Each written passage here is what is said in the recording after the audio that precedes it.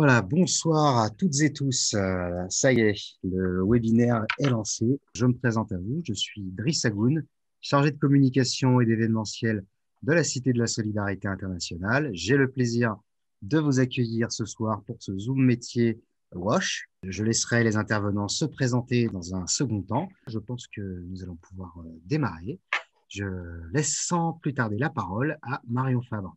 Oui, bonjour à tous. Merci Driss déjà pour cette introduction et bienvenue à tous du coup pour ce nouveau Zoom métier. Je vais essayer d'être claire et succincte parce que vous attendez tous les interventions de Brigitte, Nicolas et Abdoulaye. Mais juste peut-être pour vous recontextualiser du coup le pourquoi de ce webinaire et ce qu'est la Cité de la Solidarité Internationale. Donc la CSI, en fait, nous sommes une plateforme d'appui aux acteurs de la solidarité internationale. On est basé donc à Annemasse, à la frontière franco-suisse. On travaille à la fois avec des acteurs suisses et des acteurs français. Et donc, à ce titre, une de nos missions, c'est d'informer, de sensibiliser, d'orienter le grand public, à la fois sur les enjeux, mais aussi sur les métiers, les compétences et les modalités d'engagement, finalement, dans le secteur de l'humanitaire et du développement. Donc, ces Zoom métiers, ces sessions d'information sont organisées dans ce cadre-là, dans ce cadre de sensibilisation au grand public. Et ils sont organisés de manière régulière en partenariat avec Bioforce donc, et la Cité des métiers. Et l'objectif de ces Zoom métiers, c'est de vous présenter des métiers, mais aussi les compétences requises pour pouvoir prétendre finalement à ces métiers et comment vous pouvez vous positionner, vous engager sur ce type d'emploi. Donc aujourd'hui, on va traiter en particulier donc, les métiers de la WASH, ce que disait Driss, donc de l'eau, hygiène et assainissement, avec Brigitte Louison donc, et Nicolas Morel donc, de l'Institut de formation Bioforce, et Abdoulaye Diallo qui travaille pour l'ONG Action contre la faim, que je remercie déjà de leur présence aujourd'hui et à qui je laisse sans plus tarder la parole. Donc Brigitte, peut-être si tu veux commencer, honneur aux dames. Merci beaucoup Marion. Bonsoir à vous toutes et tous derrière vos écrans. On est ravis de passer ce moment avec vous et de vous donner des informations sur ce métier, sur ce secteur. Donc moi, je travaille à Bioforce où je suis coordinatrice parcours et métiers, qui est un service qui travaille à l'accompagnement de tous nos apprenants dans l'insertion du secteur professionnel, mais qui intervient aussi dans le suivi de personnes dans le secteur par rapport à toute question qui touche à l'employabilité, à la transposabilité des compétences, à la valorisation des parcours. Et donc, c'est à ce titre-là que je participe ce soir à ce Zoom métier. Voilà, sachant que j'ai moi aussi une dizaine d'années sur les différents secteurs d'intervention à l'international et que je travaille à Bioforce depuis maintenant quelques années. Voilà. Bonsoir. Donc, oui, je suis donc Nicolas Morel, je suis coordinateur de la formation responsable de projet eau, hygiène et assainissement à Bioforce. Donc, je suis basé à Lyon depuis le début de l'année. Avant cela, j'étais au centre de formation Bioforce Afrique à Dakar, où je coordonnais déjà la formation WASH, qui à Dakar pendant plusieurs années se faisait en 3 mois et maintenant en 6 mois. Donc voilà, ravi d'être avec vous pour pouvoir vous présenter ces formations. Merci. Moi, c'est Abdoulaye Diallo, donc, comme on l'a dit dans la présentation. Donc, je travaille actuellement pour Action contre la faim comme coordinateur du WASH Cluster, coordinateur au niveau du Global WASH Cluster. Donc, je vous en dirai un peu plus tout à l'heure. Et je suis moi-même un ancien adepte de Bioforce, de la promo de 2017, et j'ai une expérience, disons, de 3 ans, principalement dans l'urgence. Voilà. C'est moi qui vais commencer. Merci Driss. Donc, je pense que tu peux passer à la slide suivante. Ouais. Donc là, on s'est déjà présenté. Donc, effectivement, juste pour faire un petit focus sur Bioforce, qui est une ONG de formation et de renforcement des compétences qui intervient ici en Europe et puis à l'international, puisque nous avons, comme le disait Nicolas, un centre de formation à Dakar. Nous venons aussi d'ouvrir une formation en WASH, donc pour des profils de futurs responsables de projets eau, hygiène et assainissement à Amman, par exemple. Donc, on a pour projet d'aller former les personnes au plus proche des terrains. Alors, pour introduire cet atelier, ce Zoom métier sur les métiers de l'eau, hygiène et de l'assainissement, juste un petit rappel par rapport au secteur. Aujourd'hui, beaucoup d'acteurs interviennent sur ce qu'on appelle l'action humanitaire ou la solidarité internationale. Vous avez des structures locales, vous avez des ONG internationales, vous avez des structures des Nations Unies. Les terrains sont de plus en plus complexes en termes d'intervention, avec une exigence de qualité, de transparence et de redevabilité qui est de plus en plus prégnante aussi dans ce secteur-là. Par exemple, il faut réagir de plus en plus vite quand des crises se présentent. Il faut être de plus en plus agile dans la mise en œuvre des programmes et des projets. Il faut pouvoir travailler en transversal. Il faut pouvoir travailler en collaboration aussi et en partenariat avec les autres structures qui interviennent sur le secteur. On fait aussi aujourd'hui beaucoup attention à la localisation de l'aide, c'est-à-dire qu'on va aussi penser nos programmes de façon à pouvoir conseiller et travailler au renforcement des compétences localement. La technologie aussi a fait une entrée fulgurante et très importante dans nos métiers, puisqu'aujourd'hui, on va travailler beaucoup avec des outils numériques. Et donc, tous ces éléments-là vont faire qu'aujourd'hui, en termes de recrutement et en termes d'intégration d'un nouveau professionnel dans le secteur, les exigences vont être importantes. On va demander finalement au futur personnel humanitaire de posséder de multiples compétences, et c'est ce dont on va vous parler ce soir. Et on va mettre le focus sur ces métiers de l'eau, hygiène et assainissement. Alors, comment acquérir des compétences qu'on va pouvoir apporter au secteur humanitaire par la suite? Sur les métiers de l'eau, hygiène et assainissement, vous avez les formations qui sont directement orientées sur ces métiers-là. En Europe, on peut avoir des formations en gestion de l'eau, on peut avoir des formations en hydrogéologie, on peut avoir des formations sur tout ce qui est sensibilisation et approche collective auprès des populations. Donc, la première façon d'acquérir des savoir-faire, c'est de cibler des formations qui vont, demain, pouvoir être porteuses dans ce secteur-là. Ces formations-là, elles vont devoir être suivies par de l'expérience qui va nous permettre de développer nos savoir-faire. Il y a plusieurs types d'expériences. Il y a les expériences professionnelles, mais dans notre secteur, on valorise aussi des expériences associatives ou des expériences à l'international. Alors, ce n'est pas une obligation, mais en tout cas, ce sont des expériences qu'on va pouvoir valoriser quand on les aura acquises dans ce secteur professionnel. Faire carrière dans la solidarité ou dans l'humanitaire, est-ce que c'est possible? Bien évidemment. Et sur des métiers techniques comme ceux-là, je trouve encore peut-être plus, mais je pense que mes collègues vous en parleront beaucoup plus que moi, beaucoup mieux que moi. Comment se construire un parcours professionnel? Eh bien, il faut effectivement avoir acquis une formation qui permette d'aller chercher des expériences en lien.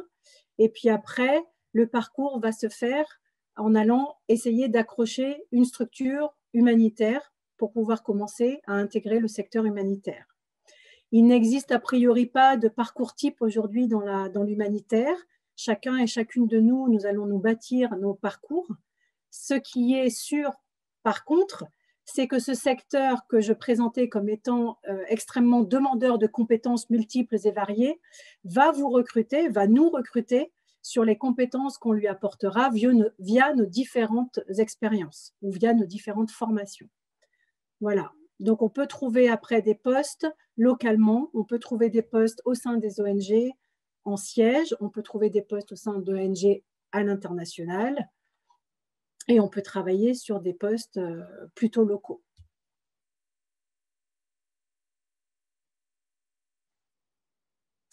Alors, quelles sont les compétences attendues par les ONG, notamment sur ces métiers de la WASH?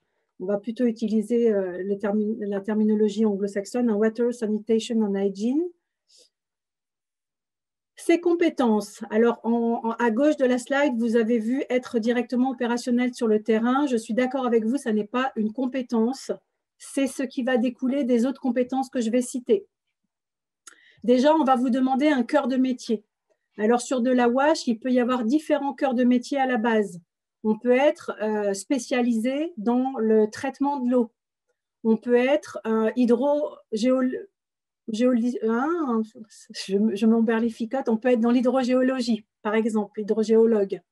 On peut être un spécialiste des sensibilisations auprès des populations, puisque ce sont des métiers qui vont faire appel à différents corps de compétences. Ça, c'est ce qu'on appelle le cœur de métier. Sur ce cœur de métier-là, on va vous demander d'y greffer ce que moi j'appelle des compétences transversales, puisqu'aujourd'hui, tous les postes d'expatriation sont des postes de manager, de responsable de projet, notamment sur ces métiers-là. Et donc, on va vous demander principalement en compétences transversales du management d'équipe, de la gestion de budget, par exemple, de la gestion peut-être de partenariat, de la formation, si vous avez eu des expériences professionnelles où vous avez formé d'autres personnes sur vos métiers, c'est des compétences qui aujourd'hui parlent aux ONG, puisqu'on est sur du renforcement des compétences.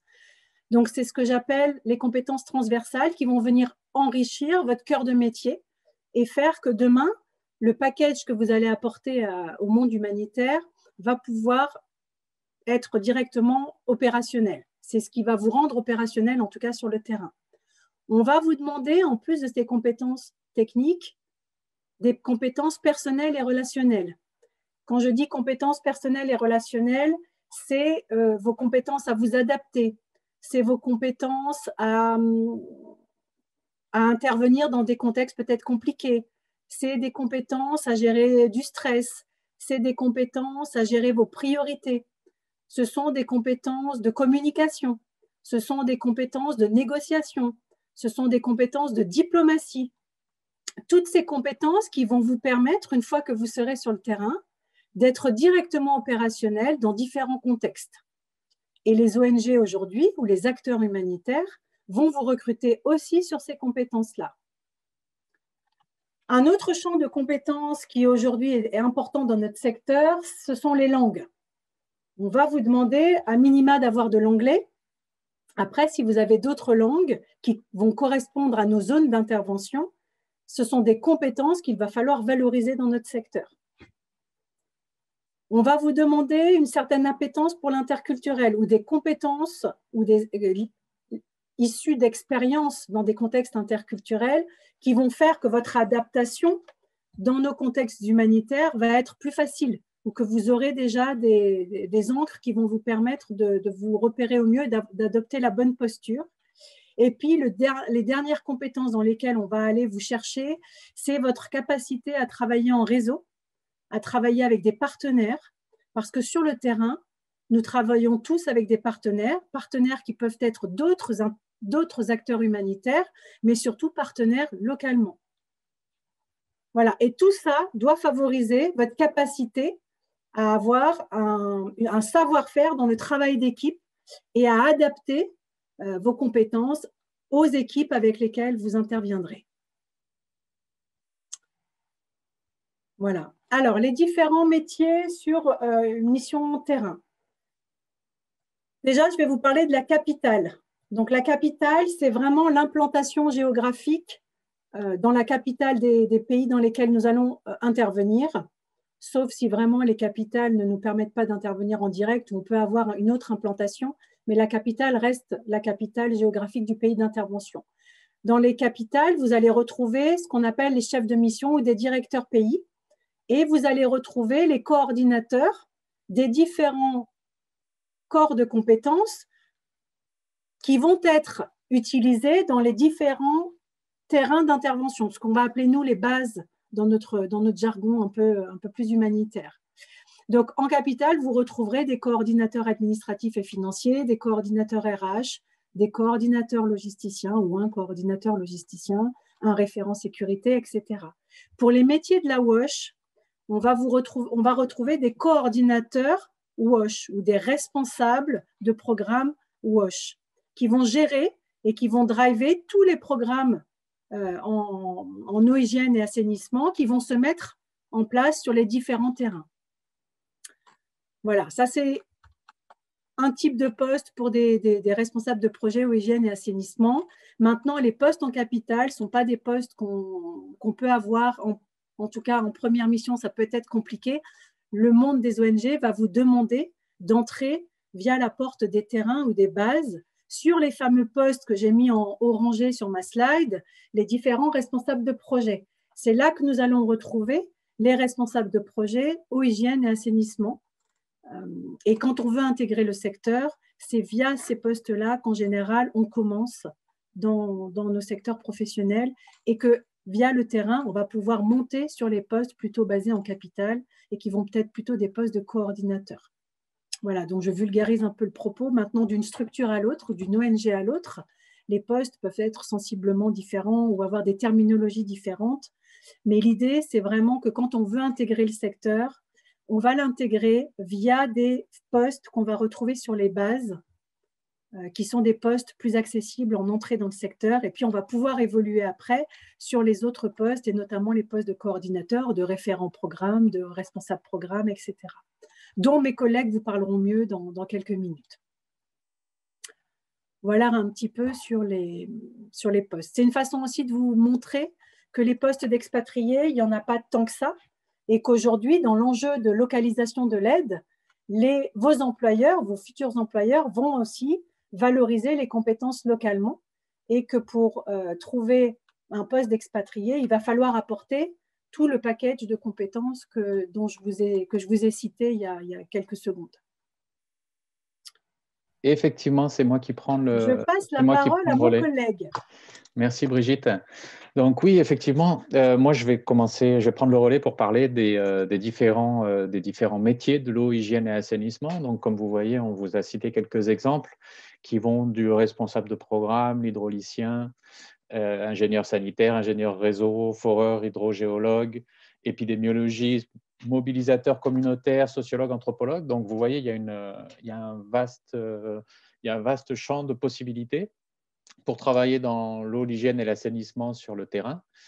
Et ensuite, on précise un peu mieux, vous avez ici un peu plus de précision sur des métiers qui correspondent un peu plus, qui correspondent au débouché, entre guillemets, de la formation responsable projet eau, hygiène, assainissement faite par Bioforce. Alors, aussi bien à Lyon, donc sur 6 mois de janvier à juillet, qu'à Dakar, aux mêmes dates. Donc, pour commencer, je voulais vous parler du responsable de projet promotion de l'hygiène et participation communautaire, qui est justement une des possibilités, mais qui est donc ciblée sur l'hygiène et la participation communautaire, qui est d'ailleurs une unité de formation parmi les autres lors de cette formation. Le responsable de projet promotion de l'hygiène et participation communautaire, donc on parle, pour ceux qui connaissent et qui aiment les acronymes, de PHPC, il conçoit et met en œuvre des activités donc, qui favorisent l'amélioration des conditions d'hygiène, toujours sur la base de la participation communautaire. Comme pour tous les projets d'action humanitaire, il est fondamental que les personnes en charge des projets soient conscients et favorisent la participation. Et donc là, en l'occurrence, les conditions d'hygiène, c'est une question qui doit être résolue non pas par le responsable de projet qui vient avec un projet tout fait, mais plutôt sur la base des observations faites dans la zone d'intervention, des observations faites sur la base des informations prélevées auprès de tous les acteurs de la zone et qui auront leur mot à dire sur la question des conditions d'hygiène. Et du coup, cela va se transformer lors de la mise en œuvre par de la promotion, de la sensibilisation ou encore des exercices pratiques auprès des populations. Je voudrais insister sur la participation communautaire parce que du coup, ça répond, les projets de promotion de l'hygiène sont du coup beaucoup plus cohérents, beaucoup plus pertinents, répondent beaucoup mieux aux besoins de la population, tout simplement parce que ces besoins sont mieux identifiés et les méthodes pour parvenir à améliorer les conditions d'hygiène eh bien, sont décidées en tenant compte de la vie, des priorités, de la vie des bénéficiaires, des priorités et surtout tiendront compte aussi des contraintes que les personnes vivant sur la zone d'intervention connaissent beaucoup mieux que le responsable de projet qui sera donc, comme on l'a dit, peut-être expatrié. Et donc, cette question de la participation communautaire qui favorise une meilleure appropriation par les bénéficiaires eux-mêmes et tous les autres acteurs régionaux, locaux, s'applique bien évidemment pour les autres métiers, hein, pour les autres types de projets. Donc là, plus précisément, le responsable de projet en eau, hygiène et assainissement, eh bien, c'est beaucoup plus vaste. Cette personne sera responsable tout simplement du bon déroulement de son projet, de la mise en œuvre sur la base, de la planification qui aura été décidée. Et donc, il va favoriser et développer l'accès aux structures d'eau et d'assainissement sur la zone d'intervention.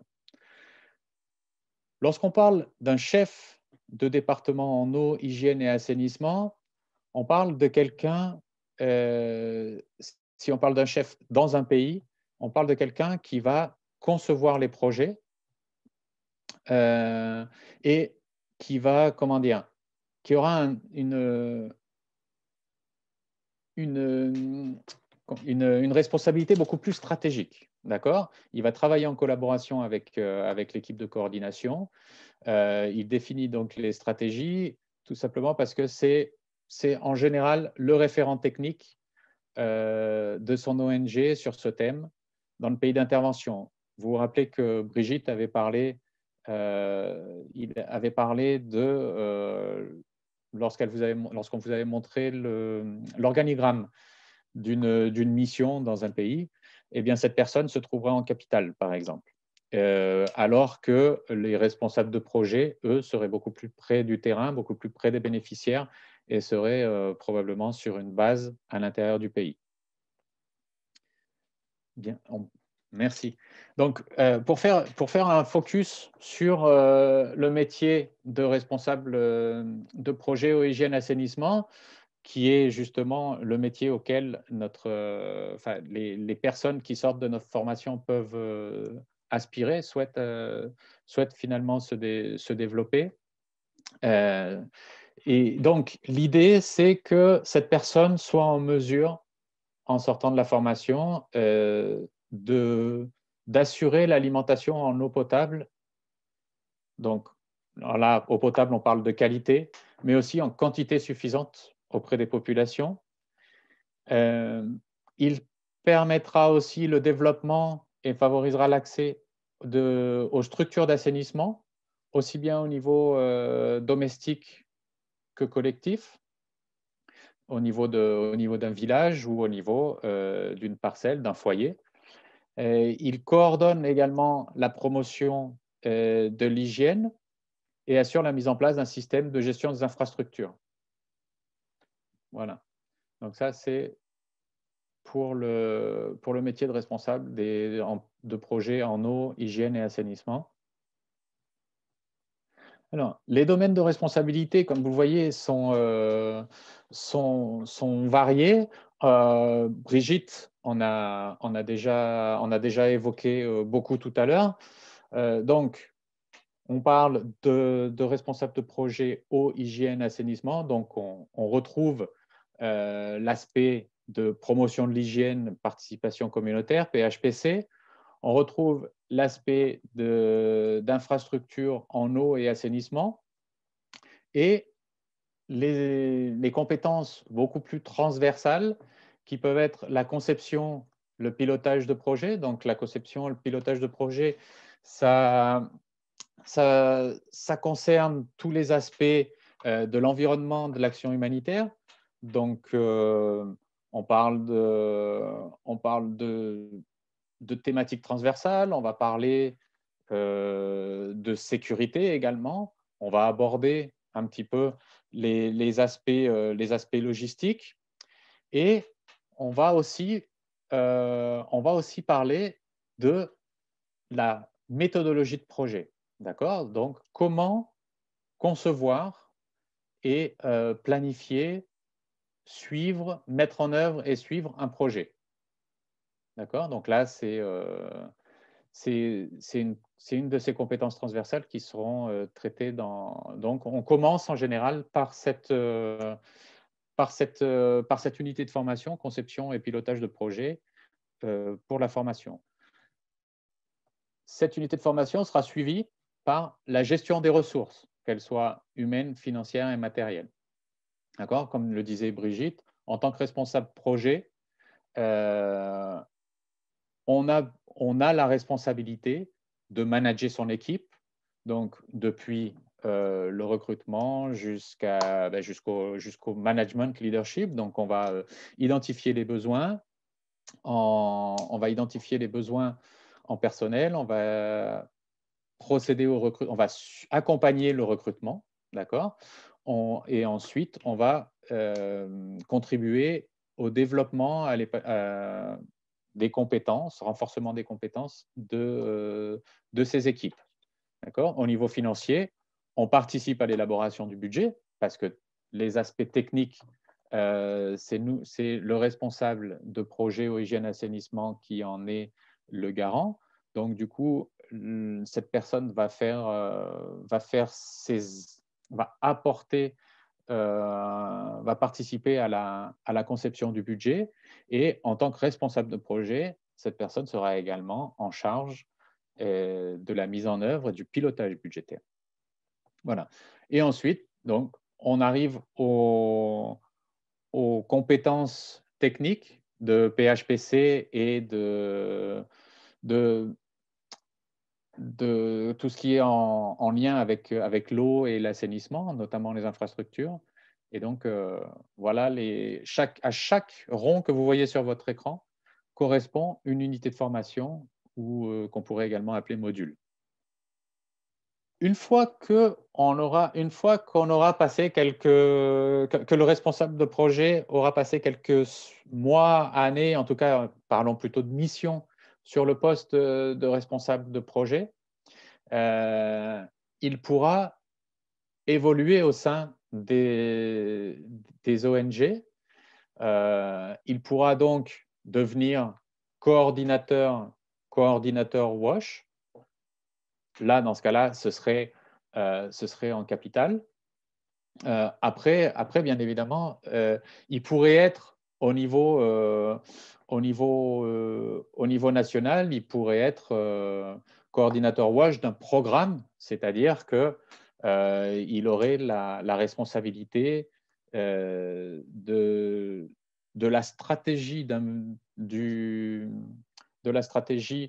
le pays en matière de WASH pour qu'il y ait une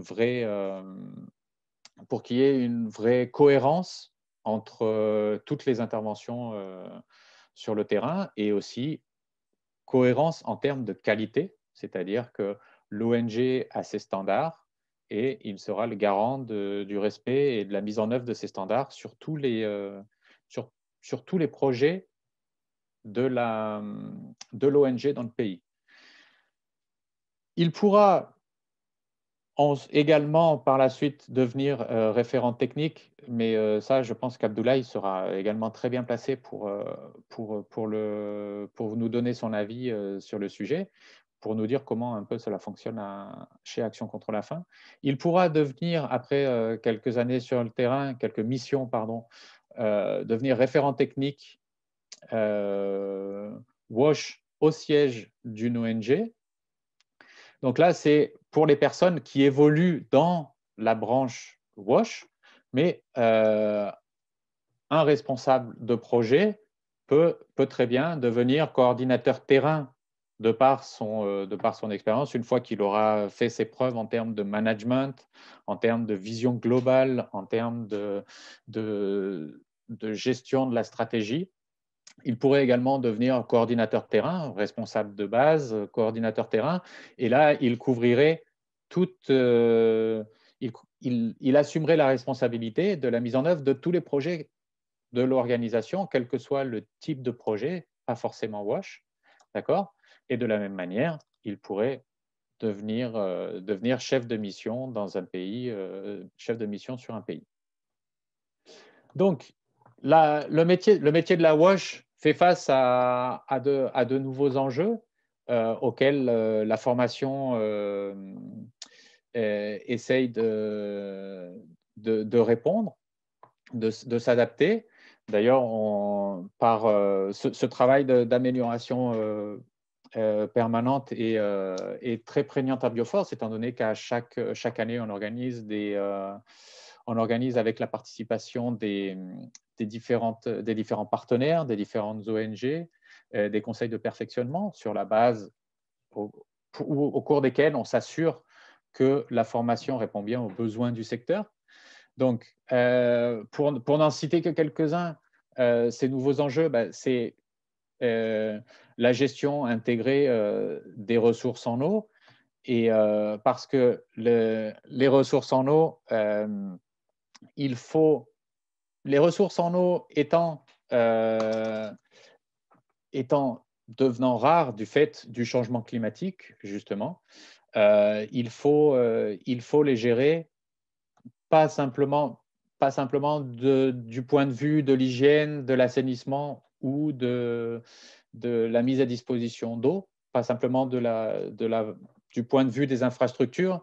Il faut aussi s'assurer que l'eau soit gérée correctement au même titre que de manière coordonnée avec la gestion des terres, des ressources associées, en vue de maximiser le bien-être économique et social qui en résulte, et aussi d'une manière équitable, sans pour autant compromettre la pérennité des écosystèmes vitaux. Donc voilà pour ce qui est de l'enjeu de la gestion intégrée de la ressource en eau. La durabilité des actions, on en parle, vous l'avez entendu un petit peu dans les arguments que je viens de donner sur la gestion intégrée des ressources en eau. C'est associé au changement climatique, la santé environnementale qui devient aussi un problème de plus en plus d'actualité. Il s'avère que souvent, les organisations d'action humanitaire intervenaient dans des zones rurales, et ce qui était du coup associé à une problématique WASH bien particulière. Maintenant, il y a de plus en plus une nette augmentation, on constate une nette augmentation des interventions en contexte urbain, et pour autant, ça nécessite une adaptation de l'intervention, une remise en question de la part des organisations qui interviennent. Depuis disons, une quinzaine d'années, la coordination entre intervenants est au cœur des préoccupations justement de ces intervenants, de tous les acteurs de l'action humanitaire. Étant donné que pour éviter la redondance des actions, pour éviter le fait que certaines interventions peuvent nuire les interventions d'une ONG peuvent nuire à une autre ONG, donc du coup avec finalement les bénéficiaires pris en étau qui finalement, au lieu de bénéficier complètement de l'intervention, peuvent finalement en pâtir. Les marchés sont également au cœur de beaucoup d'interventions, et au lieu, comme je vous disais tout à l'heure, la gestion intégrée de la ressource en eau requiert aussi, pour améliorer la qualité, améliorer l'impact, des interventions. Donc, cela requiert des approches multisectorielles. On ne traitera, il sera beaucoup plus efficace de traiter la nutrition en même temps qu'on traite la WASH, du fait des maladies hydriques, par exemple, la maladie hydrique étant responsable d'une grande partie des cas de malnutrition. Et on traitera la WASH également en tenant compte des besoins en irrigation, pour ne citer que ces 2 exemples. Voilà, j'en ai terminé pour ma présentation. Je vous remercie pour votre attention. Merci beaucoup, Nicolas. Je propose du coup à Abdoulaye de poursuivre. Ok, très bien. Merci Nicolas et Driss. Donc moi, je vais vous présenter mon parcours en tant que chef de projet au hygiène et assainissement et l'évolution qui en a suivi. Donc, concernant ma formation, j'ai un master d'hydrogéologie que j'ai obtenu à l'Université de Poitiers en 2015. À la suite de quoi, j'ai poursuivi sur une formation donc, de responsable de projet eau et assainissement au sein de Bioforce. C'était une formation complète, on va dire longue, de 6 mois en 2017. Donc, j'ai bien aimé cette formation parce que c'était vraiment axé sur le savoir, le savoir-faire, le savoir-être. J'insiste beaucoup sur les aspects de savoir-être dont Brigitte a parlé lors de son intervention, qui est un aspect primordial pour évoluer dans un contexte interculturel. Puis voilà, en dessous, les différentes matières que l'on avait étudiées qui sont regroupées dans les 4 modules que Nicolas vous a présentés précédemment. Donc, en parlant de mon expérience, donc j'ai commencé comme responsable de projet au Hygiène et assainissement en Guinée en 2016 avec l'ONG française qui se nomme Guinée 44. C'était une mission de 6 mois en 2016. Ensuite, j'ai poursuivi au Nigeria après ma formation à Bioforce avec Solidarité Internationale sur une mission longue de 11 mois. Suivant, pareil, je suis parti également avec Solidarité Internationale sur notre mission Soudan du Sud, sur une mission plus courte entre 2018 et 2019. À la suite de ça, je suis passé donc sur un poste d'adjoint coordinateur programme au hygiène et assainissement, toujours avec la même ONG Solidarité Internationale au Cameroun, pareil sur 11 mois. J'ai évolué, pareil, toujours sur cette mission au Cameroun, sur un poste de coordinateur programme au hygiène et assainissement urgence suite à l'émergence du Covid-19. Et plus récemment, j'occupe un poste de WASH Cluster Coordinator chez ACF au sein d'un consortium, donc au niveau du Global WASH Cluster, sur l'équipe de support terrain. Donc, concernant mes activités principales donc, de responsable de projet hygiène assainissement, donc, qui ont été mentionnées par Nicolas et Gilles, donc la principale activité, c'est le pilotage de projets, donc pilotage des activités, que ce soit en lien avec l'approvisionnement en eau, aussi ce qui est assainissement, hygiène.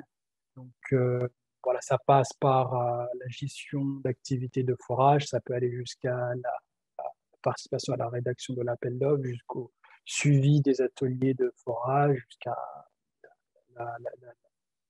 la livraison du forage. Ça peut également passer par la réhabilitation de forages existants, l'aménagement de sources aménagées ou la mise en place de mini-réseaux.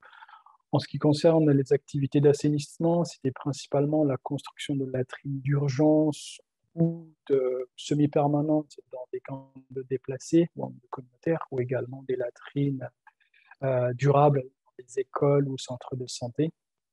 Donc, c'est principalement gérer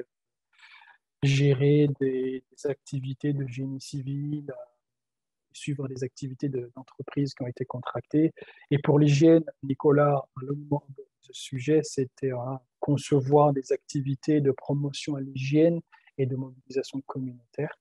Et j'ai ajouté ici les aspects de gestion d'épidémie de choléra. Voilà. En tant que chef de projet, j'étais amené à gérer l'épidémie de choléra, que ce soit au niveau de la préparation à l'épidémie, entraînement des équipes, jusqu'à la gestion de la réponse, notamment des effets ou nigérien. Management des ressources humaines, oui, c'est un aspect primordial. En tant que chef de projet, j'ai un assainissement, donc j'ai eu la chance de participer à tous les processus RH. Donc, le recrutement, donc ça passait par la revue des fiches de poste, la revue des tests, donc le screening des candidatures, les tests, les interviews, puis après ça, la formation des équipes et l'évaluation des performances. Bien entendu, tout au long, une fois que j'avais mon équipe en place dans les différentes missions, c'était voilà, l'encadrement et la gestion des équipes qui pouvaient aller à plus d'une dizaine de staff. Ça, c'était les staffs permanents. Et ajouté à cela, on peut prendre en compte les journaliers. Ça pouvait monter très vite à une trentaine, quarantaine de journaliers à gérer, en plus de staff permanent, mais qui m'aidait bien évidemment à gérer tous ces journaliers. La gestion financière également. En tant que chef de projet, c'était ma responsabilité, c'est Solidarité Internationale, de gérer le budget de mon projet. Ce n'était pas au corps de finance ou au coordinateur terrain de gérer l'enveloppe. C'était vraiment. Donc, c'était facile dans la mesure où j'avais des outils de gestion budgétaire en lien avec des outils de pilotage des activités globales. Donc, en sachant ce que j'avais prévu de faire sur mes activités, il était plus facile pour moi de faire un prévisionnel budgétaire. Et une fois que les dépenses étaient engagées, il s'agissait de mener le suivi du budget pour savoir quelles dépenses étaient engagées et quel était notre niveau de consommation pour savoir, connaître un peu les fonds dont on dispose. Et ayant été amené à intervenir sur des bases très reculées, donc et en l'absence comment dirais-je, de gestionnaire d'un admin au niveau des bases, c'était de ma responsabilité également de gérer des caisses, des montants importants et de faire un peu de comptabilité pour des notions de redevabilité envers les bailleurs. Donc voilà, je parlais un instant de gestion de base, qui était vrai au Nigeria. Donc j'ai participé donc à l'ouverture d'une base très reculée. Donc ma coordinatrice terrain étant basée à Duguri, donc j'étais un peu, on va dire, acting chef de base. Donc il était de ma responsabilité avec le support de la coordinatrice de mettre en place des procédures administratives et logistiques et de veiller à ce que ces procédures soient respectées par mon équipe. Et également de gérer la sécurité en lien avec, encore une fois, avec la coordinatrice terrain qui était basée à Maïkouri et le chef de mission. Donc, il s'agissait de rapporter à ces deux personnes tout incident ou information entendue en lien avec la sécurité. Par exemple, je pouvais entendre des combats survenir, donc c'était ma responsabilité le lendemain d'informer la coordinatrice terrain et le chef de mission afin qu'ils leur permettent de recouper les informations dont ils disposaient afin de déterminer quel était le niveau de risque pour le personnel sur cette base-là. Et aussi la logistique, n'ayant pas eu de logisticien pendant de longs mois, j'ai été chargé, en plus de mes responsabilités de chef de projet usine d'assainissement, de gérer les aspects logistiques. Donc c'était identifier les fournisseurs au niveau du marché local, identifier les produits qui étaient disponibles, et tout ce qui était devis, et bien entendu gérer les achats, payer les partenaires, tout ça en suivant les procédures logistiques de l'organisation et tous les standards. Également, tout ce qui est représentation et communication, Brigitte l'a abordé, c'est extrêmement important.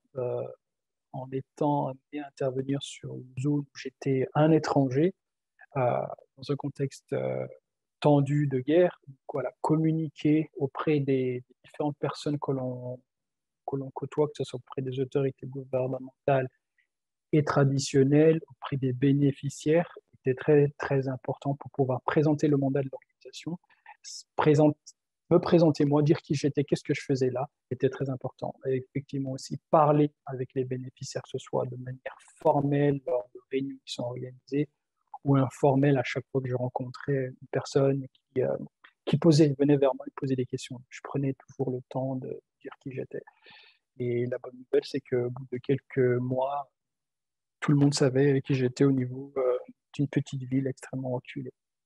Donc maintenant, mon expérience en tant qu'adjoint, coordinateur programme et coordinateur programme, c'est plus ou moins les mêmes responsabilités que chef de projet, mais avec une charge beaucoup plus importante et des dimensions autres.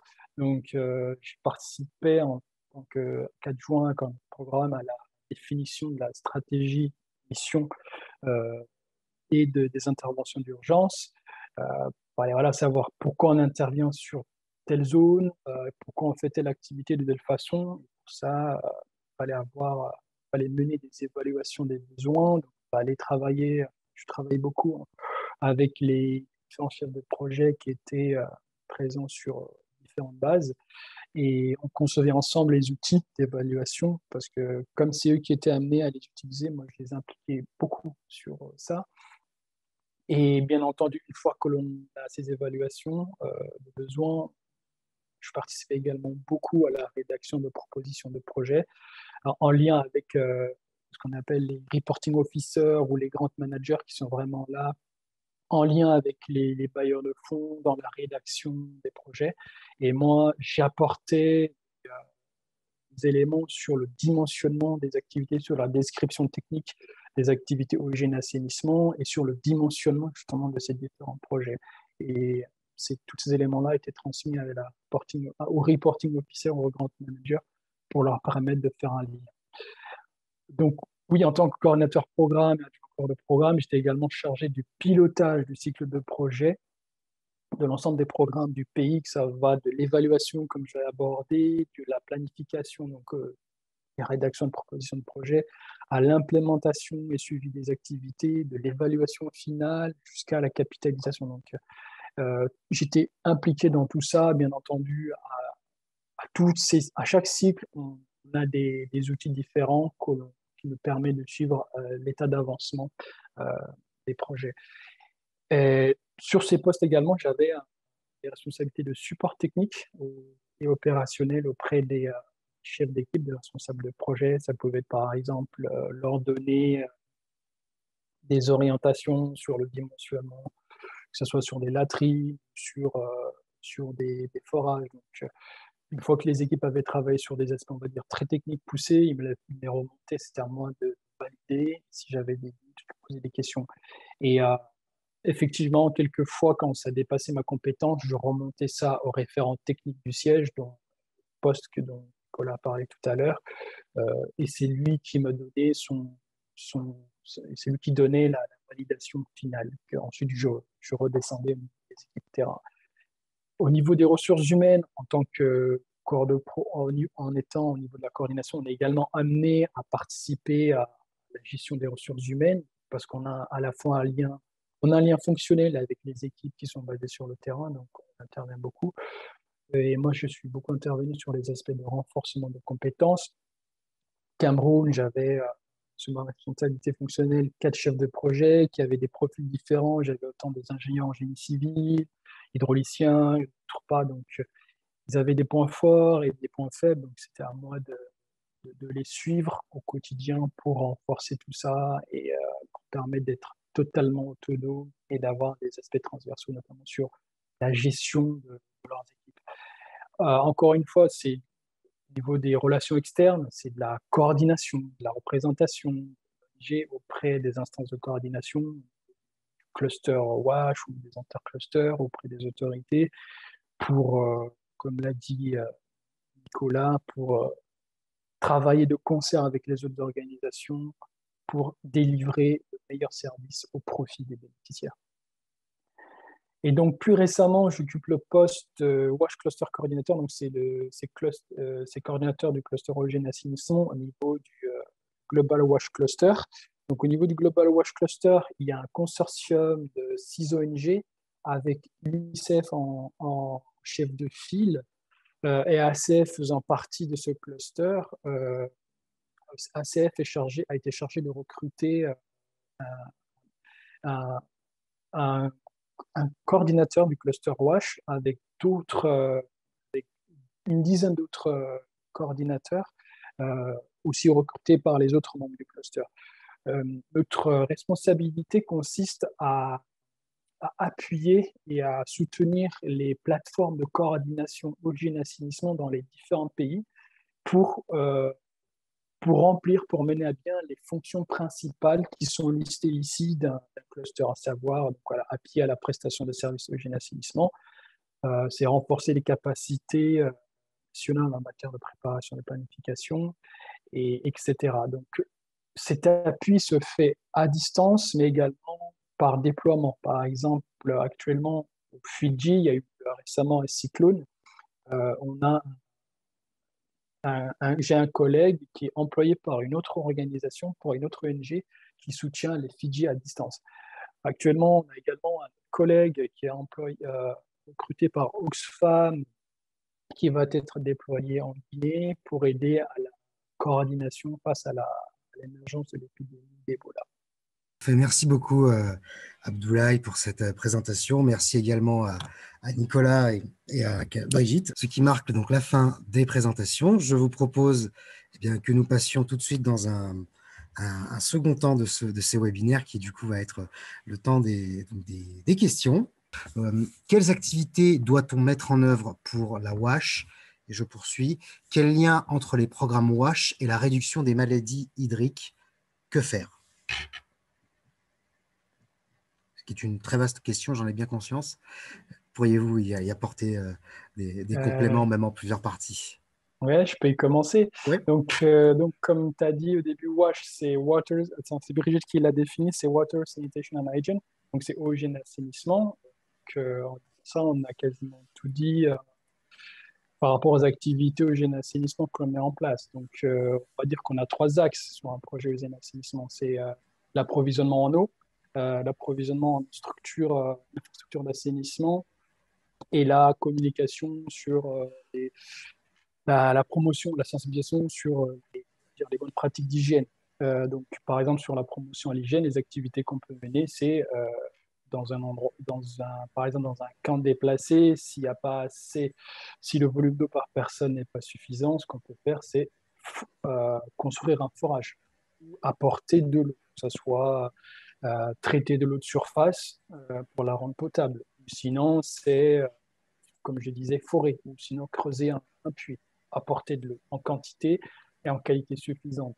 On peut également construire des latrines. Pourquoi construire des latrines? C'est pour éviter la défécation à l'air libre. C'est que les maladies hydriques sont transmises de manière féco-orale.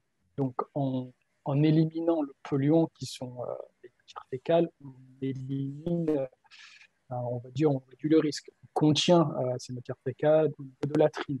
On insiste également sur les bonnes pratiques d'hygiène. Pourquoi? En construisant une latrine, c'est bien. Si les gens ne se lavent pas les mains avec le savon en sortant de ces latrines, il risque d'avoir notamment la contamination féco-orale, passer de polluants à la bouche. C'est comme ça que l'on peut se contaminer. Et l'eau, en quantité suffisante, on sait que plus les gens ont accès à de l'eau, plus ils peuvent avoir assez de l'eau à boire, pratiquer donc mais également pour leurs usages domestiques, pour cuisiner, se laver, c'est éviter les maladies comment dirais-je, dermiques, donc des infections au niveau de la peau, au niveau des yeux, et se laver les mains également. Si vous n'avez pas assez d'eau, vous allez choisir, soit boire, soit vous laver les mains. Donc, les activités, voici les différentes activités que l'on peut mettre dans un programme eau, hygiène, assainissement, dans un programme WASH. Eh bien, j'ai abordé un peu le sujet comme quel est le lien entre les activités eau, hygiène, assainissement et maladies hydriques. Les ONG spécialisées dans le assainissement sont des acteurs de la santé publique. Pourquoi? Parce qu'on contribue, notre objectif global, c'est contribuer à la réduction de la mortalité, de la morbidité liée aux maladies hydriques. C'est ça, on construit des latrines, on aménage des points d'eau, on fait des campagnes de promotion à l'hygiène pour réduire la mortalité et la morbidité liée aux maladies hydriques. Comme je l'ai dit, la plupart des maladies hydriques sont transmises de manière féco-orale. En contenant le polluant dans des fosses, en mettant à disposition de l'eau potable à des populations et en leur sensibilisant sur les pratiques d'hygiène, on vient à réduire les maladies. Voilà, je ne sais pas, Nicolas, si tu veux ajouter quelques points. Non, pour moi, tout a été dit. Merci, merci Abdoulaye. Quel est l'apport de cette fonction dans les interventions d'urgence polio? J'ai eu une question en lien comme ça récemment, une collègue du support terrain qui demandait quelles étaient les interventions possibles. Euh, bon, la polio, elle est principalement traitée au niveau, comment dirais-je, curatif. La prévention, elle est beaucoup plus axée sur les aspects vaccination. Sur la polio, il y a ce type de vaccin, donc la vaccination orale. Mais on sait que le polio, c'est un virus qui peut être également prévenu en mettant en place les activités dont je viens de traiter. C'est c'est une maladie qui peut être transmise de manière fécale et c'est aussi qu'on appelle une maladie, c'est une waterborne disease. Donc, en mettant en place des activités, des infrastructures d'assainissement, d'approvisionnement d'eau potable et de campagnes de promotion de l'hygiène, en fait, on prévient également la polio, au même titre que l'on prévient le choléra et toute autre maladie. J'aimerais savoir quelles sont les compétences sur lesquelles travailler pour la recherche d'une mission en humanitaire quand l'on est en reconversion et que l'on vient de faire une formation WASH en humanitaire. Oui, bah, si vous venez de faire, cher monsieur ou madame, si vous venez de faire une formation en WASH pour de la logistique, à mon avis, vous avez déjà une boîte à outils qui va être opérationnelle dans le secteur. Donc, je comprends, peut-être que je n'ai pas bien compris le sens de la question.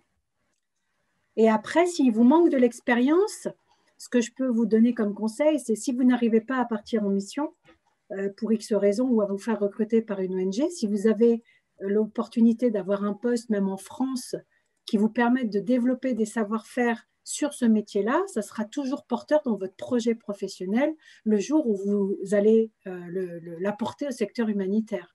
Mais peut-être que je n'ai pas compris votre question, peut-être que… Nicolas, tu l'as peut-être comprise différemment que moi, la question.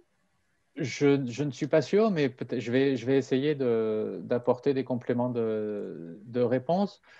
Moi, je pense que si quelqu'un a déjà une formation en WASH, accès WASH, là où comment dire, ce qu'apporte Bioforce dans sa formation, c'est que il y a tous les aspects de gestion, de management. Donc, vous voyez, ici, on a responsable de projet WASH.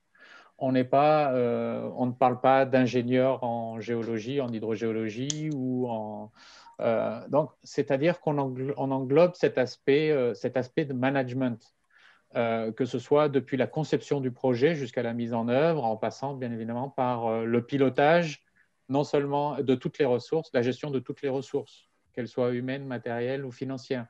Donc, à la rigueur, si votre formation technique en WASH est très spécifique et n'englobe pas ces aspects de management, je pense que c'est ces compétences-là que vous pourriez travailler. Abdoulaye, dans quelle mesure ta formation en hydrologie t'a aidé dans le cadre de tes missions en tant que responsable de projet?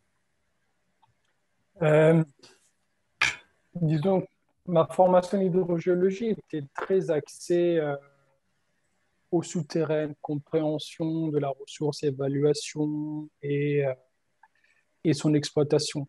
Donc, en Guinée et au Nigeria et au Cameroun, et au Soudan du Sud, ça m'a été utile dans le sens où j'ai eu à gérer directement des activités en lien avec l'exploitation des eaux souterraines. Donc, gérer des activités de forage. Je savais ce que c'était gérer un forage. Contrairement à mes collègues, contrairement à mes autres collègues, par exemple physiciens ou administrateurs, quand l'entreprise de forage disait voilà, j'ai un problème, moi je pouvais comprendre ça d'un point de vue technique et le traduire auprès de mes autres collègues. Donc, ça a été très utile, par exemple, au niveau de toutes mes missions, quoi, parce que, par exemple, disons, au Soudan du Sud, j'étais dans une zone extrêmement complexe où il n'y avait pas du tout d'eau de surface et la seule eau qui était disponible, c'était les eaux souterraines. Donc, il fallait que je comprenne quel type de sol j'avais pour pouvoir ensuite dire, OK, est-ce que j'allais trouver de l'eau ou pas? Donc, il ne suffisait pas juste d'aller creuser un trou n'importe où. pareil, quand j'ai eu au Cameroun, il y a des sols différents, c'est des contextes hydrogéologiques et géologiques différents. Donc, euh, quand il fallait suivre les forages, je savais à l'arrivée de l'atelier de foration des machines de forage si cette machine était capable d'atteindre la ressource en eau. Je savais par exemple à quelle profondeur se trouvait l'eau. Je savais plus ou moins combien de temps était nécessaire pour atteindre cela. Donc j'étais en mesure d'adapter mon planning. Cette formation en hydrogéologie m'a été utile tout au long de mes missions pour comprendre le contexte dans lequel j'étais en termes d'exploitation de la ressource en eau. Mais elle n'a pas été, cette formation en hydrogéologie seule n'a pas été suffisante pour me permettre d'accéder au milieu humanitaire. C'est la formation de Bioforce qui m'a vraiment permis d'ouvrir les portes du milieu humanitaire. Pour le niveau d'anglais demandé, faut-il le justifier avec un certificat de niveau? Alors moi, je vais faire une partie de réponse, mais peut-être que mes collègues en auront une autre. Moi, j'aurais tendance à dire qu'à partir du moment où vous avez une expérience dans des secteurs anglophones et que du coup, vous maîtrisez l'anglais professionnel ou l'anglais dans votre cœur de métier et l'anglais un petit peu opérationnel dans votre vie quotidienne, ça suffira largement pour déjà transposer votre niveau en anglais au secteur humanitaire et on ne vous demandera pas d'avoir particulièrement un résultat, un test quelconque. Mais après, je laisse la parole aux autres. Oui, pour mon expérience, à Bioforce, on avait passé un test TOEIC, donc j'avais B1, B1 ou B2, et, lors de mon premier entretien RH, la RH m'a testé en anglais. J'ai eu quelques questions en anglais, je savais que ça allait se produire en anglais. Donc c'est comme ça que la RH a validé mon niveau d'anglais. À ma connaissance, on m'a jamais demandé de test TOEIC ou EFL pour justifier mon niveau d'anglais. Comme a dit Brigitte, je pense même un niveau d'anglais B1, c'est un niveau professionnel et suffisant. Il faut juste être en mesure de communiquer de manière simple avec les autres et de comprendre. Quand je suis arrivé au Nigeria, première réunion, j'ai compris peut-être 15% de ce qui était dit. Donc, mais avec 8 ans d'expérience en milieu anglophone, c'est largement suffisant. On a quelqu'un qui nous demande si si une expérience dans le domaine de la santé peut être un acquis pour ensuite basculer sur le secteur HA. Si l'un d'entre vous veut apporter une réponse. Oui, totalement. Santé, après, ça dépend. L'expérience en santé, si c'est médecin, infirmier, c'est un peu éloigné. Mais si c'est dans le santé global, par exemple épidémiologiste ou tout en lien statisticien, oui, ça peut être une plus-value, d'autant plus que, comme je disais, les acteurs de la WASH sont vraiment des acteurs de la santé publique. Mais sans doute, Nicolas, votre point de vue. Effectivement, je vais aller. J'ai pas envie de répéter ce qu'a très bien dit Abdoulaye. Donc, mais c'est vrai que la santé environnementale, santé épidémiologique, c'est au cœur ça fait partie de la formation de Bioforce en WASH, oui, effectivement. Donc, je pense que la personne qui a un profil sanitaire aura forcément de quoi apporter. En tout cas, déjà des expériences il pourra s'appuyer sur ses expériences préalables et ses compétences pour travailler dans la WASH, oui, bien sûr. Comment arriver à passer ce cap de la première mission qui peut ensuite permettre de développer son parcours professionnel? Non, effectivement, la première mission, c'est toujours l'enjeu, comme pour la première expérience, quelle que soit la reconversion d'ailleurs, ou pour une personne qui arrive sur le marché de l'emploi ou un nouveau marché de l'emploi, c'est toujours l'enjeu, un enjeu assez stressant, on va dire. Donc là, la WASH ne déroge pas à la règle, bien évidemment. Driss, qui en sortant de Bioforce a dû chercher sa première... Driss Abdoulaye, qui en sortant de Bioforce a dû chercher sa première mission, pourra peut-être également nous parler de son expérience, des difficultés qu'il a rencontrées, s'il en a rencontré. Mais les ONG, effectivement, ont cette tendance de demander une expérience préalable dans l'humanitaire, effectivement. C'est assez fréquent. Malgré tout, elle laisse quand même la porte ouverte de plus en plus, même si elles ont encore beaucoup de progrès à faire, il faut le reconnaître. Elle laisse de plus en plus la porte ouverte aux personnes qui arrivent avec des compétences transposables à l'humanitaire. Quand j'ai passé mon entretien de sélection à Bioforce en 2016, et dans l'entretien, très rapidement, celui qui était là, qui a fait l'entretien, m'a dit: OK, ton profil est bon, nous intéresse, mais par contre, tu n'as pas assez d'expérience dans l'humanitaire et tu auras du mal à trouver après ta formation de. Ce qu'il m'avait conseillé, c'était de repousser d'1 an mon intégration à Bioforce pour avoir une petite expérience à l'étranger. Par chance, j'ai eu cette expérience de 6 mois en Guinée et ça m'a permis derrière d'avoir rapidement une première mission. Cela dit, ce n'est pas impossible de trouver une première mission si au préalable, formation de BIOF, vous n'avez pas une expérience significative. J'ai en tête 3 exemples, dont deux qui étaient de France, un autre tchadien. Ils n'avaient pas du tout d'expérience significative avant BIOF. Et ils ont trouvé, il y a l'une des deux coordinatrices terrain avec MSF, l'autre, pareil, Cordo avec Solidarité, et le deuxième, pareil, Cordo à terrain avec Sol. Donc, ça prend du temps, mais ça peut arriver. Mais avoir une première mission dans l'associatif, dans l'humanitaire, ça peut aider pour faciliter. BIOF, c'est vraiment, ça vous permet d'ouvrir les portes. Mais au préalable, c'est bien d'avoir une petite expérience. De manière globale, les postes à responsabilité, pas que dans le domaine du WASH, hein, ça c'est quelque chose qui est transverse à tous les domaines d'activité qui vont concerner la solidarité internationale, que ce soit l'urgence humanitaire ou l'aide au développement. Il y a nécessité d'avoir des expériences terrain et même des fois, dans certains cas, des expériences en terrain et en siège avant de pouvoir accéder à des postes de responsabilité. Peut-être si l'un d'entre vous veut apporter un complément là-dessus, mais oui, moi je je t'en prie. comprends. Oui, on peut avoir des postes de responsabilité en étant jeune ingénieur diplômé. Encore faut-il, c'était mon cas. J'étais jeune diplômé et j'avais très peu d'expérience dans mon domaine en France. Euh, le point fort que j'avais, c'était d'être passé par Bioforce et d'avoir eu ces modules sur le management de ressources humaines et sur la gestion de projet. Ça, ce sont les 2 aspects primordiaux. Et en étant chef de projet au Génachement, c'est déjà un poste de responsabilité. Vous avez sous votre responsabilité des équipes, un projet en entier, un budget.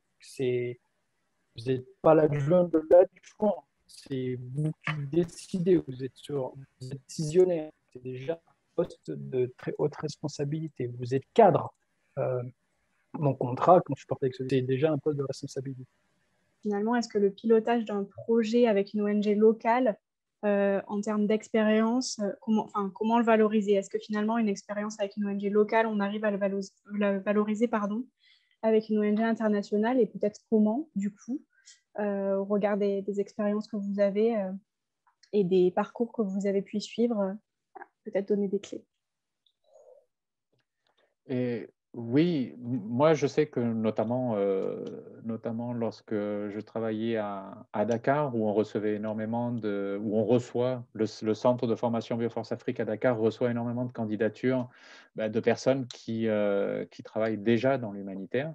Et donc, bien évidemment, on valorise toutes les expériences dans les ONG locales sont valorisées au même titre. Alors, bien évidemment, il est intéressant, on s'assure que le volume d'activité correspond bien à, comment dire, représente un vrai, j'aime pas utiliser le mot vraie expérience mais on s'en assure un petit peu parce qu'une petite organisation ne pourrait pas donner effectivement toutes les garanties. Donc, on se permet juste de s'en assurer auprès du candidat ou de la candidate. Mais effectivement, aux yeux de Bioforce, au moment de recruter les apprenants, c'est aussi intéressant d'avoir une expérience dans une organisation locale et encore plus maintenant avec les enjeux de localisation de l'aide. Moi, je voulais juste vous encourager. C'est vrai que le secteur humanitaire, ce n'est pas un secteur simple quand on veut y entrer, mais vraiment faites preuve de ténacité. Allez chercher des expériences qui vont vous permettre de renforcer vos profils et vos compétences, même si elles ne sont pas dans le secteur humanitaire ou associatif tout de suite. Et je peux vous assurer que c'est un secteur où il y a de la place, où vous allez pouvoir vous épanouir et évoluer. Donc vraiment, moi, je vous encourage à accrochez-vous. Et puis de façon à construire votre projet de la façon la plus costaud possible pour que le jour où ce sera le bon moment pour vous, ce secteur de l'humanitaire puisse vous y accueillir. Oui. Merci beaucoup Brigitte. Il y a une dernière question qui vient d'arriver et qui est très, pour le coup, contextualisée et qui est relativement large aussi, mais je vous laisserai y répondre. Donc la personne demande quels sont les défis actuels du cluster WASH face au Covid-19. Donc voilà, peut-être comment il a fallu adapter finalement les opérations face à cette nouvelle pandémie. Les défis sont immenses et ont été immenses dès le début pour tout le monde. Je vais vous donner d'abord le point de vue. Dans mon point de vue, quand j'étais opérationnel sur le terrain, on a au Cameroun, en tant que adjoint corps de programme, j'ai piloté plusieurs programmes en même temps. Et puis le Covid-19 était arrivé et la question s'est posée. Les structures de santé en Afrique sont particulièrement fragiles. Voyant ce qu'il était la catastrophe dans les pays du Nord, on s'est tous dit, OK, ça va être l'hécatombe. Que tout le monde a commencé à paniquer, et moi le premier en disant, OK, il faut qu'on réoriente nos financements des projets actuels sur la réponse Covid-19. Puis après, on s'est calmé en disant, OK, allons chercher d'autres fonds, gardons les projets actuels et on les tourne. Ça, c'était vraiment sur les aspects, on va dire, opérationnels, financement, comment réagir, quelle est la stratégie. Puis après, c'est poser la question, mais comment réagir face au Covid-19? On sait comment réagir face à une épidémie de choléra, face à une épidémie d'Ebola. On sait ce que font les acteurs WASH, on sait ce que font les acteurs santé, mais là, pour le Covid-19, on ne savait pas trop. En France, on nous disait qu'il faut porter un masque, d'autres disaient qu'il ne fallait pas porter un masque, il faut garder une distance, il ne fallait pas garder une distance, il faut se laver les mains. Donc, comment continuer à mener les activités sur ce contexte tout en garantissant la sécurité des employés et la sécurité des bénéficiaires. Donc, il a fallu un temps d'adaptation en ayant pris connaissance des standards qui ont été produits par l'Organisation mondiale de la santé, par également Sphère Standard. Du coup, on a adapté nos activités pour respecter les mesures barrières, pour ne pas être acteur de la propagation du virus. Donc, tout ce que je viens de dire, ces questions de standards, comment on intervient, pourquoi on intervient, ont été remontées au niveau du Global WASH Cluster. Et très rapidement, le Global WASH Cluster a monté une équipe pour travailler sur ces questions de Covid-19, pour proposer des guides. Et si vous allez sur le site du Global WASH Cluster, vous trouverez un onglet principalement lié ce qu'on appelle les standards et guidelines liés aux interventions Covid-19. Et au niveau du Global WASH Cluster, notamment au niveau de l'équipe de support terrain, a été fortement impactée parce que suite à la fermeture des frontières, les équipes, mes collègues, n'ont pas été en mesure d'être déployés sur le terrain. Et c'est depuis ce moment que l'on a mis ce deuxième mode de support, le support à distance. En termes de déplacement, comme tout le monde en a été impacté, comme le Global WASH Cluster ne mène pas en soi des opérations sur le terrain, n'a pas été impacté par l'opérationnalisation, mais a été impacté indirectement parce que ses partenaires opérationnels ont été obligés de réduire leurs activités. Voilà. Donc déjà, je tiens à remercier donc, Brigitte, Nicolas et Abdoulaye de leur aimable participation. J'espère que, nous espérons tous que ce webinaire vous aura apporté beaucoup de réponses aux questions que vous vous posiez et qu'il vous aura permis de commencer à dessiner ou de vous confirmer dans les pistes d'orientation professionnelle que vous avez fait ou que vous envisagiez de faire. Je remercie également donc Marion pour avoir introduit la séance et m'avoir aidé à la gestion des questions. Je remercie également donc, Alice, que vous ne voyez pas à l'écran, mais qui nous a aussi beaucoup aidé ce soir. Et il ne nous reste plus qu'à vous souhaiter une excellente soirée. Merci à toutes de nous avoir écoutés. Oui, merci beaucoup. Bonne soirée. Merci beaucoup, bonne soirée.